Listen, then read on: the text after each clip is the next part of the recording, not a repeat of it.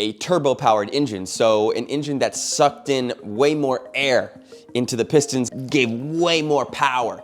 And the first team to do this was Brabham, which was actually owned by Bernie Ecclestone, and who later went on to just be the owner, basically, of Formula One. And he, in 1981, they had won the world championship with Brazilian driver Nelson Piquet in his turbo car. Now this began the turbo era of Formula One, where every team was getting into these turbo engines. So now that McLaren had their carbon fiber car, now they needed an engine to go along with it, a strong engine, a turbo engine. So Ron Dennis, he again needed to find a way to make this new turbo engine. So he worked with a guy called Mansour Oj, who owned a company through his father as well called TAG, right? Or Techniques de Avant-Garde. So anyway, through TAG and this Mansour Oj guy, they went to Porsche. And under that umbrella, or with that sponsorship, that financing, they produced a turbo engine. Now that they had created the car and they had created this superior engine, they were really getting close to having a really amazing team. So now we're getting into 1983. They needed good drivers now to drive these cars. And so they had kind of been sick of John Watson. They felt that his lackluster results. They also had Andre Chedgeris, blah, blah, blah. They needed new people. So initially what they did was, in 1983, they brought in former world champion Niki Lauda. And now Niki Lauda was older. He had actually even retired, I believe, from Formula One.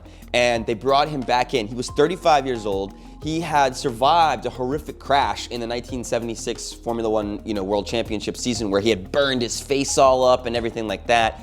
And they brought him back in because they knew that he had the ability, the experience, all that to be able to drive the car, was a reliable driver, and could give them good, feedback, technical feedback, how to improve the car and all that type of stuff.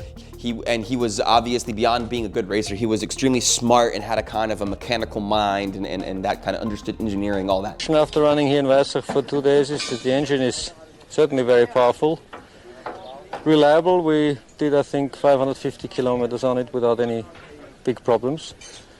We have to work on the throttle response, which is normal that we have to do that, and on the fuel consumption. Lauda took the 1983 season to kind of work with the team and build it up. And in fact, they didn't even use the infamous MP42 until the very end of the season. I think that the last two races, something like that, where they finally actually raced with it. Before they were just testing and using the old car.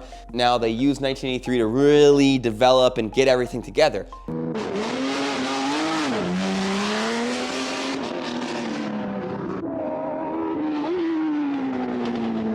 Now comes along to 1984 season. So now their second driver was the up-and-coming Alain Prost, who the previous season had lost the championship by only 1 point. And they felt that Alain Prost was the guy, so they brought him in.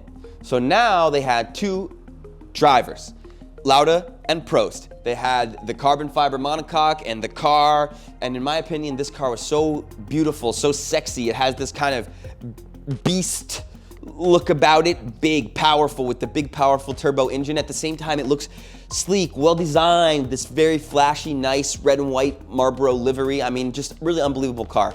Now, they have like I said, they have the two drivers, they have the car, they have everything. 1984 season comes around, they absolutely dominate. Magnificent McLaren, the most successful team ever in the history of World Championship motor racing.